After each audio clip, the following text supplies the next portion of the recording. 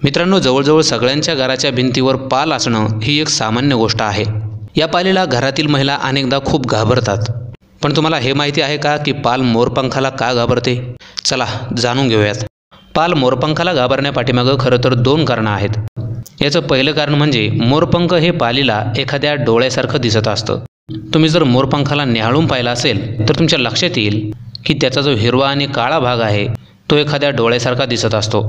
आणि जेव्हा एखादी पाल त्या मोरपंखाकडे पाहते तेव्हा तिला ते मोरपंख एखाद्या डोळ्याच्या पक्षाप्रमाणे भासत असतं आणि त्याच्यामुळे तिला वाटायला लागतं की आसपास कोणता तरी पक्षी आहे जो आपली शिकार करण्यासाठी दबून बसला आहे। आणि याच कारणामुळे पाल मोरपंखाला घाबरत असते। मित्रांनो, याचं दुसरं कारण म्हणजे मोरपंखाला एक विशिष्ट प्रकारचा गंध असतो आणि या गंधामुळेच किंवा वासामुळेच पाल या मोरपंखापासून दूर जाते। तुम्ही तुमच्या घरामध्ये सुद्धा हे ट्राय करू शकता की ज्या ठिकाणी पाल असेल त्या ठिकाणी मोरपीस जरूर टांगून ठेवा।